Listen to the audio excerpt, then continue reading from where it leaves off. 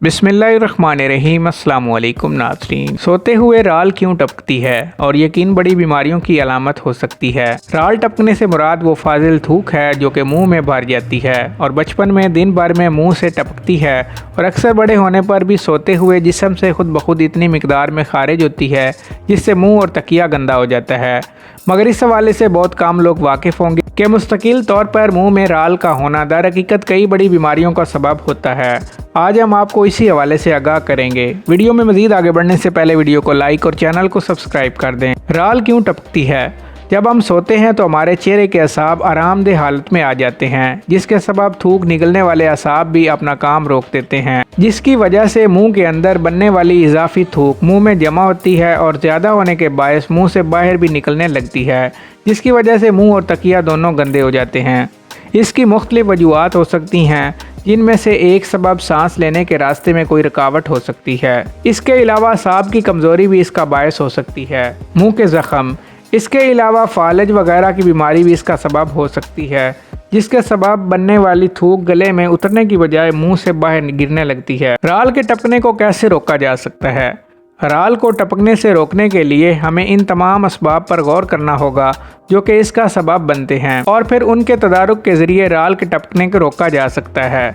नाक का बंद होना।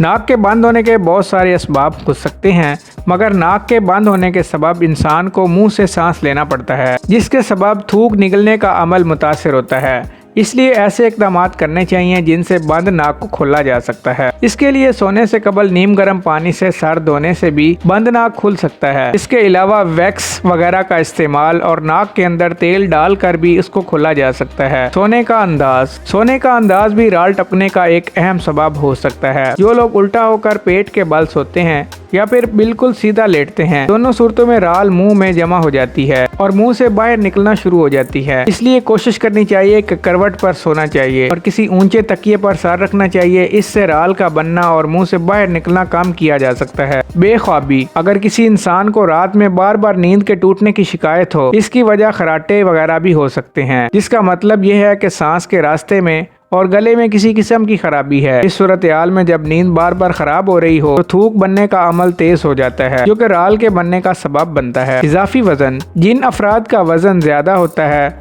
उन लोगों को भी राल के बहने की शिकायत होती है। ऐसे अफराद को डॉक्टर वजन कम करने का मशवरा देते हैं ताकि इजाफी चर्बी के सबब सांस की नाली पर पड़ने वाले दबाव को कम किया जा सके, राल के मुंह से निकलने के सिलसिले को रोका जा सके। अद्वियात का इस्तेमाल। बाज़ औक़ात कुछ एंटीबायोटिक ऐसी भी होती हैं जिनके इस्तेमाल के सबब मुंह में बनने वाली थूक की मिकदार में इजाफा हो जाता है, जिसके सबब राल टपकने लगती है। इन अद्वियात का इस्तेमाल खत्म कर देने से भी राल के टपकने के अमल को रोका जा सकता है। तो नाज़रीन, ये थी हमारी आज की मुख्तसर सी वीडियो। अगर वीडियो पसंद आई हो तो वीडियो को लाइक और चैनल को सब्सक्राइब कर दें। शुक्रिया।